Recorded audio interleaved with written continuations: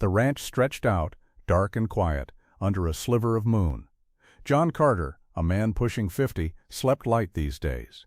A faint click from the barn, no louder than a dry branch snapping, stirred him. He knew every sound on his property. This one meant trouble. John pulled on his boots, grabbed the old Winchester. He moved through the cabin, out into the cool night, silent as shadows. He reached the barn door, pushing it open just a crack. Moonlight cut through a high window, landing on his mare, Spirit. She was his best horse, fast and smart. Now, a thin figure stood beside her, fumbling with the bridle. It was a boy, no more than 10. His clothes were rags, dust-caked. John watched him for a long minute, rifle held loose. The boy's hands moved over Spirit's head, surprisingly gentle. He was trying to be quiet, but desperation made his movements quick. Spirit shifted, a soft nicker escaping her, and the boy froze. His head snapped up, eyes wide, darting towards the door. He saw John then, a dark silhouette. The boy didn't bolt. He just stood there, shoulders hunched, trembling. His eyes held something fierce, not quite fear. It was hunger, John figured, and a weariness that didn't belong on a child. John lowered the rifle slightly. He didn't say anything, just looked at the boy, who stared back like a cornered coyote. The silence stretched. John had seen plenty of desperate men, but never a boy quite like this. A strange feeling settled in his gut, a heavy recognition.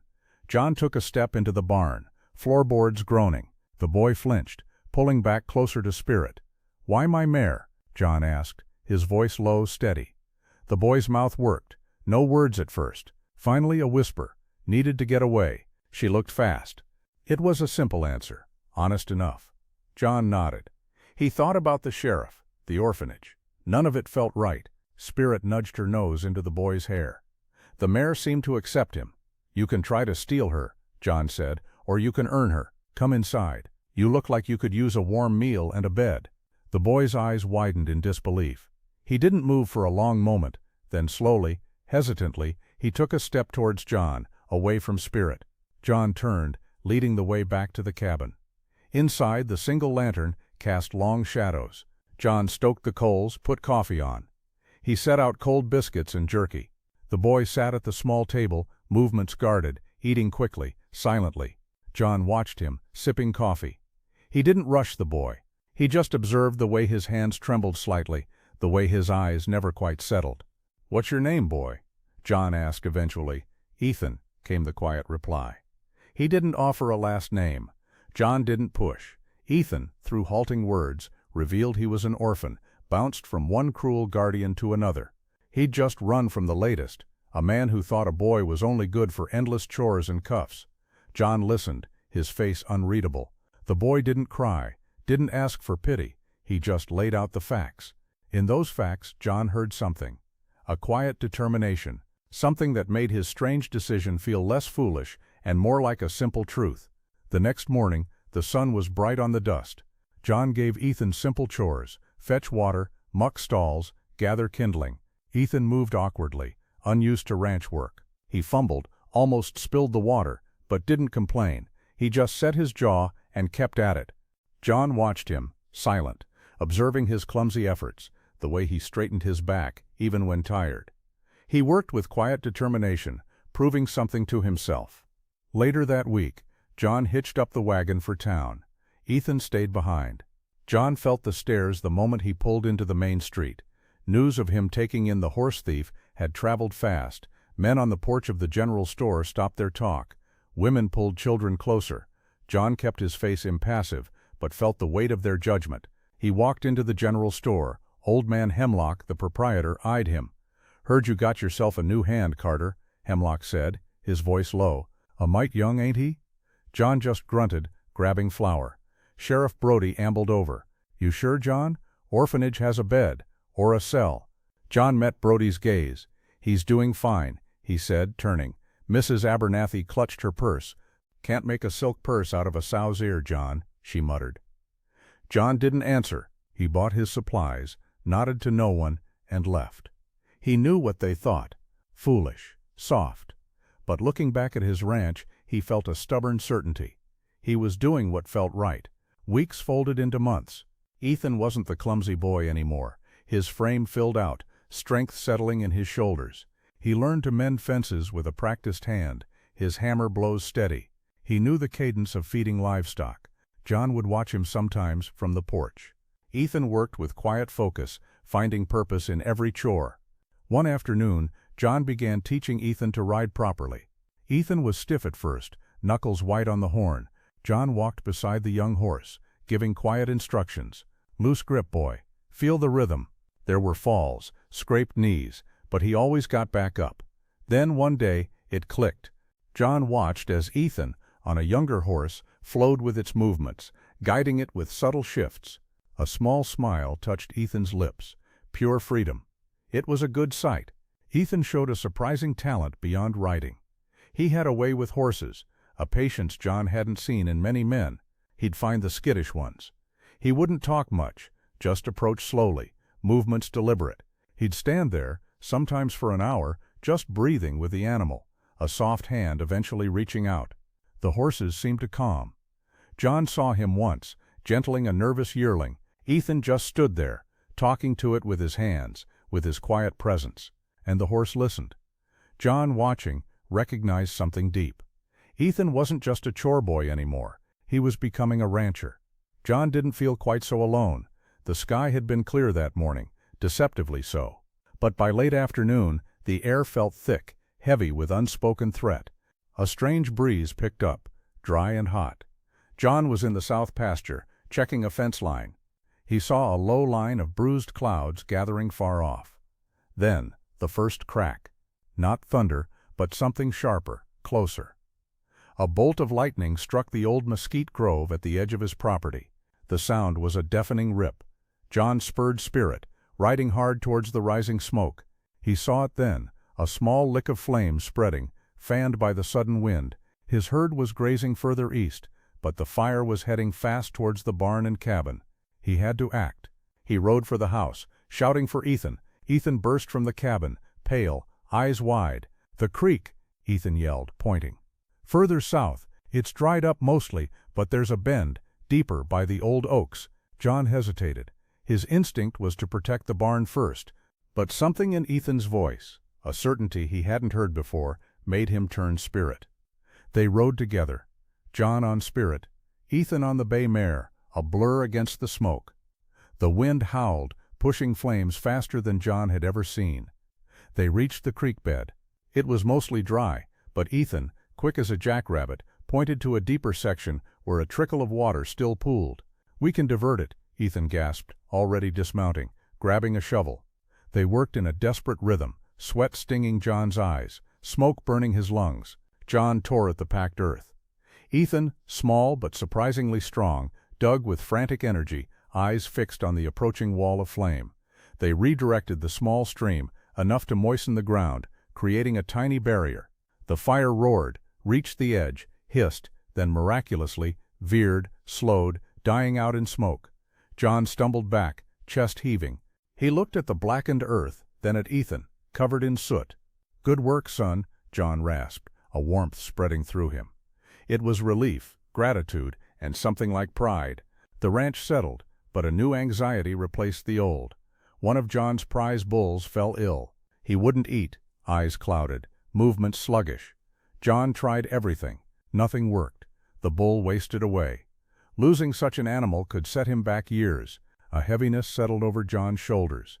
Ethan, quieter than usual, spent hours in the corral with the bull. He'd sit on the fence, watching, then walk into the pen, moving slowly. He'd feel the bull's flanks. John, frustrated and tired, often found him there. Ethan didn't offer explanations, just observed. John would mutter about dwindling funds, the tightening grip of winter. Ethan listened, his young face etched with seriousness. He seemed to carry the burden with John. One cold afternoon, John watched Ethan by the bull. Ethan held a sprig of a specific weed, placed it near the bull's nose. The bull flinched, then turned away. Ethan's brow furrowed. He moved around the corral, pointing to patches of similar weeds by the fence line, weeds John had barely noticed. "He ate them," Ethan said, "and the rain yesterday made them worse." He explained it was a feeling, a pattern seen before. John looked at the weeds, then the bull, then Ethan. The plant was a known cause of bloat, but usually not so severe. But with recent rain, perhaps it had become toxic. John rushed to town, bringing back a specific drench. They administered it. The next day, the bull was still weak, but took a few mouthfuls of feed. The day after, he stood, shakily. The day after that, he was recovering. John stood in the corral, watching the bull take a tentative step. Relief washed over him. He looked at Ethan, who stood beside him, watching the bull with a quiet smile.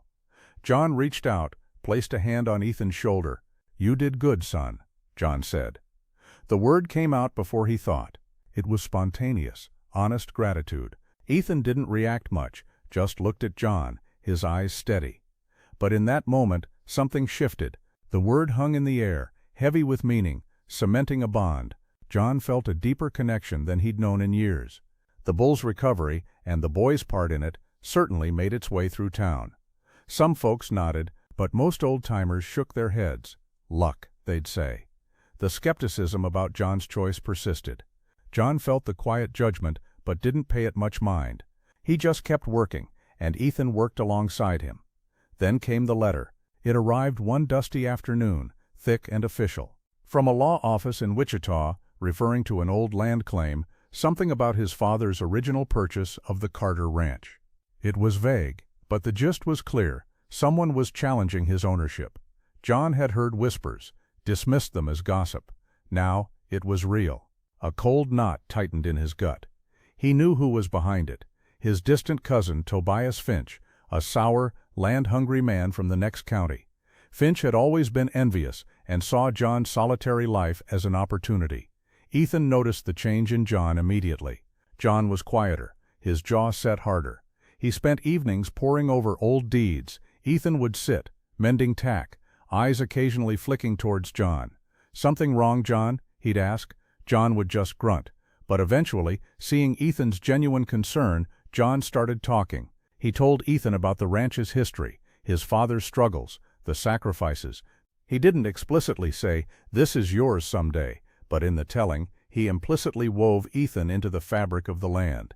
He laid out maps, traced disputed boundary lines. Ethan listened, brow furrowed, absorbing every detail. He started asking sharp questions.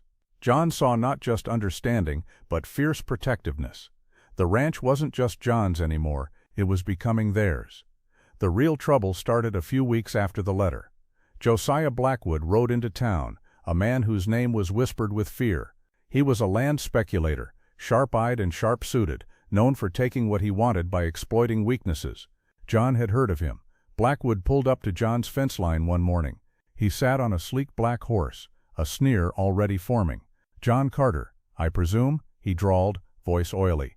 "Heard you're having trouble. Old land claims. Shame. A man your age, with no one to carry on, can't afford a long fight." He glanced at Ethan, standing behind John, mending a fence. Blackwood's eyes flicked over the boy, dismissive. "And a charity case besides. Heard about your orphan. More trouble than he's worth."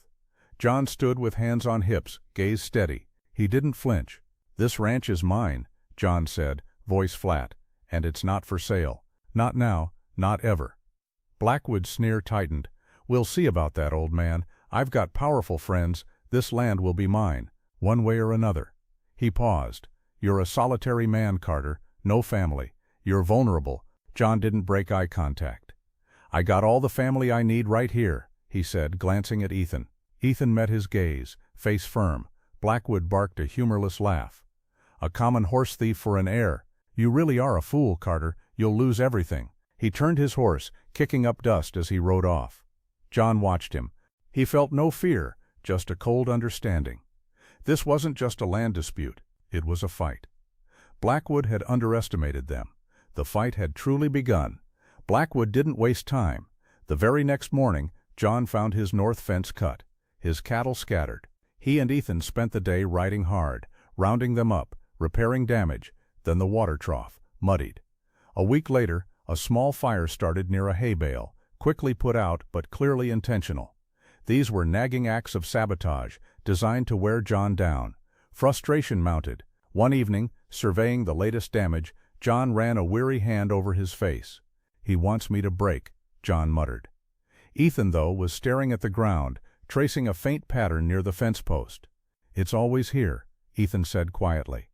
A slight scuff, different from cow tracks, and that, he pointed to an almost invisible shred of fabric caught on a barbed wire. "Not from our clothes." John looked closer. Ethan was right. It was a dark, expensive-looking thread. Blackwood's men were sloppy. "He expects us to react with anger," Ethan continued, voice thoughtful. "To chase his men, or fight him directly. That's what he wants.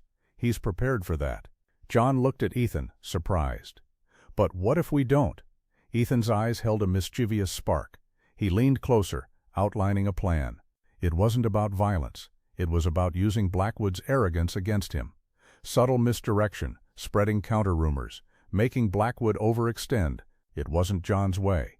But this felt different. It was clever. It was Ethan's kind of cleverness. John listened, a slow smile touching his lips.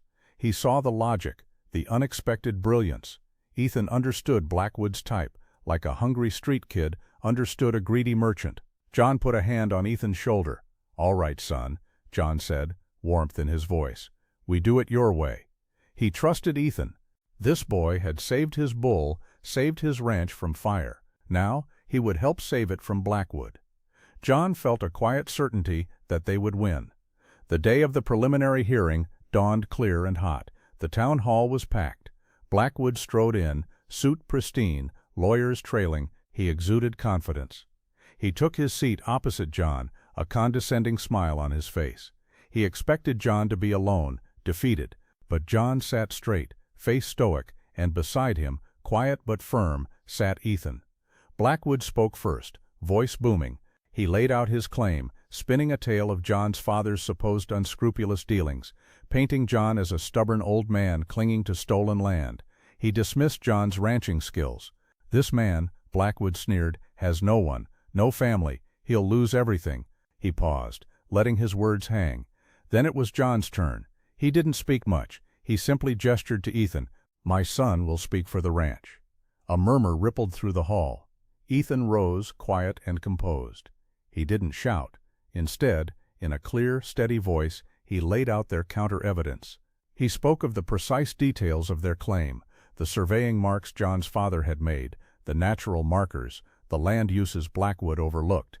He didn't just talk about land. He talked about the ranch, its history, its daily life, its future. He calmly pointed out discrepancies in Blackwood's own recent land acquisitions. Blackwood's face tightened. His lawyers whispered frantically. Ethan spoke with authority born of living and working that land, a knowledge deeper than legal papers. The townspeople listened, faces a mixture of surprise and growing respect. This wasn't the wild orphan boy. This was a man, articulate and sharp. When Ethan finished, the room was quiet. Blackwood stood, flustered, trying to bluster, but momentum had shifted. The judge announced the matter would require further investigation, not swayed by Blackwood. Blackwood left the hall in a huff. John looked at Ethan, quiet pride in his eyes. Ethan met his gaze, a small nod passing between them. They hadn't won outright, but they had cracked Blackwood's confidence. The town had seen it all. The land dispute faded into a low hum. Blackwood, stung by embarrassment, pulled back, resorting to fewer direct acts of harassment. That gave John and Ethan breathing room. The ranch, under their combined efforts, began to truly thrive. John was the backbone, the steady hand, but Ethan brought something new. He had a knack for organization, for finding efficiencies. He implemented new crop rotation methods and a different way to manage the herd, yielding healthier calves. That summer, their cattle drive was the biggest, most profitable John had seen in years. Ethan, now a young man in his early 20s, rode at the front of the herd, confident and capable. He gave orders to other ranch hands, his voice clear and respected. John, riding further back, watched him. He saw the other men, seasoned cowboys, listen to Ethan without question. Ethan handled negotiations in town, sharp and fair. He had a reputation now, not just as John Carter's boy, but as Ethan Carter, a rancher to be reckoned with. The town, slowly but surely, came around. Whispers turned into nods. Men would stop John in the street, not to offer advice, but to comment on his fine cattle. Some even asked Ethan for advice. The women who once pulled their children away now smiled and waved. The ranch wasn't just surviving, it was flourishing, a testament to hard work and John's unconventional choices. John felt a quiet satisfaction settle deep in his bones. He watched Ethan moving across the fields, leading, managing. He had built this ranch from nothing, but Ethan was building it into something more, something lasting. The long, lonely years melted away. He had chosen to see past the desperate act of a hungry boy, and that choice had brought him not just a partner, but a son. In the thriving fields, the healthy herd, the respect of the community, John found his quiet revenge. Every thriving acre was a silent refutation of Blackwood's arrogance, and every respectful nod was a quiet triumph over the town's initial skepticism. Years folded into decades. The seasons turned, the sun baked the dust, and the rains brought life. John Carter was old now, his hair thin and white, his movements slower, but his eyes still held that sharp, knowing gaze. The ranch was no longer just a ranch, it was an institution, known across the territory for its robust cattle and fair dealings. At its heart was Ethan. Ethan was a man in full, grizzled around the edges, his hands as calloused as John's. He was the undisputed master of the Carter Ranch, his leadership firm but kind. He'd married a sensible woman from a nearby homestead, and their laughter echoed through the cabin John had once shared only with silence. Children, Ethan's children, now ran across the fields where he had once tried to steal a horse. It was a thriving family, a vibrant legacy. One evening, as the sun dipped low, painting the sky in fiery streaks, John sat on the porch, a blanket over his knees. Ethan sat beside him, nursing coffee. The last of the day's chores were done. "This ranch," John said, voice rough with age, "it's yours now, son. All of it. You made it more than I ever could." Ethan just nodded, gaze fixed on the landscape. "It was always ours, John," he said quietly, "from the day you gave me a meal." They sat in comfortable silence. John thought about Tobias Finch. He'd heard Finch's own land ventures had failed, his reputation ruined. Blackwood, too, had faded into obscurity, his empire crumbling. No dramatic downfall, just a quiet slide into irrelevance. John felt a deep, profound satisfaction. He hadn't fought them with anger. He had fought them with quiet belief, hard work, and kindness. He had taken in a hungry boy, and that boy had grown into a man who not only secured his land, but built a family on it, a living testament to John's values. His life, which had started in solitude, would now echo for generations. It was a better revenge than any he could have imagined. John found himself in his twilight years becoming something of a quiet oracle. Ranchers, mostly younger men, would ride out to the Carter Ranch, not just to talk to Ethan, but to sit with John on the porch. They'd ask him about cattle, but more often about judging character, finding strength. They knew his story, how he'd taken in a horse thief, how that boy had become the rock of their ranch. The man they'd once seen as foolish, as soft, was now revered for his foresight.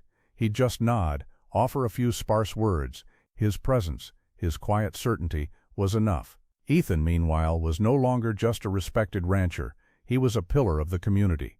He served on the town council, mediating disputes with calm fairness. His past was no secret, but it added to his legend. He was proof that a man could rise, that kindness could sow deeper roots than suspicion. Children from neighboring farms would come to the Carter Ranch to watch Ethan work, to hear John's stories.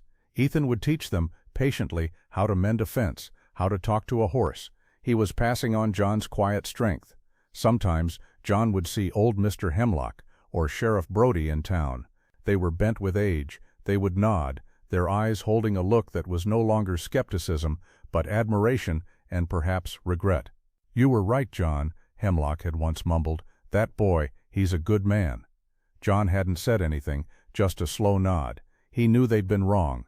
He knew they saw it now. The truth had made itself plain. The kindness he offered had bloomed into a legacy that overshadowed all initial doubts. The last winter was a long one. John's body was failing, strength barely enough to carry him to the porch. Ethan was always there, a steady, comforting presence. He moved John from his bed to the armchair by the fire, brought him hot tea, read the newspaper aloud, voice low and calm. The ranch continued its work outside, seamlessly, efficiently, a testament to Ethan's unwavering care. John watched him, a deep peace settling over him. He knew the ranch was in good hands. One evening, as the last rays of sun bled across the horizon, painting the sky in fiery oranges and purples. Ethan sat by John's side. The cabin was quiet, save for the crackle of the fire. John reached out a shaky hand, finding Ethan's. "You made something good here, son," John rasped, voice barely a whisper. Ethan squeezed his hand. "We made it, John. You gave me the chance. You were my father, more than any man before." The words hung in the air, a lifetime of unspoken gratitude, finally given voice. John nodded, a tear tracing a path through the dust on his cheek. It was enough. Later that night, John's breath grew shallow. Ethan sat by his side, holding his hand, the last light from the lantern flickering. John had quietly seen to his affairs years ago, leaving everything to Ethan. The lawyer had questioned it, of course. A man leaving his entire estate to a boy he'd taken in off the street. But John had been firm. "He's my son," he'd said. Now, as the last light faded, so did John's breath. He passed peacefully, his hand still in Ethan's. The funeral was held on a clear, cold day. The entire community came, not just the ranchers and their families, but the townspeople, the blacksmith, the store owner, the preacher. They stood shoulder to shoulder, hats clutched in their hands, listening to the eulogy for John Carter. The preacher spoke of his quiet strength, his unwavering spirit, and his profound act of kindness. Ethan stood by the simple pine coffin, face etched with grief, but also with pride. He wasn't just mourning a mentor, he was laying his father to rest. The collective presence of the town was the final, quiet vindication of John's life, a testament that kindness was the most powerful legacy a man could leave. A new dawn broke over the Carter ranch. Ethan stood on the porch, a weathered figure now, his own hair beginning to silver. The air was crisp, carrying the scent of pine and damp earth.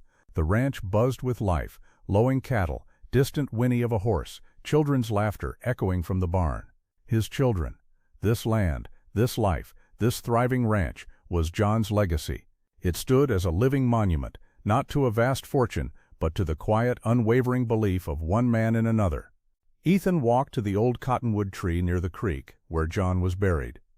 The simple wooden cross bore only a name and a date.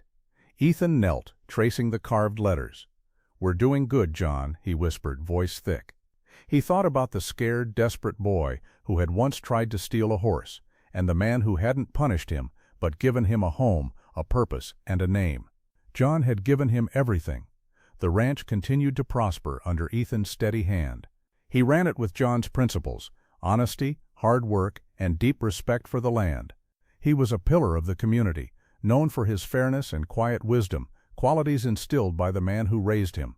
When new ranchers moved into the territory, or young men faced a crisis, they sought Ethan's counsel. They heard the story of the orphaned boy who became the son, and they saw the strength of that bond.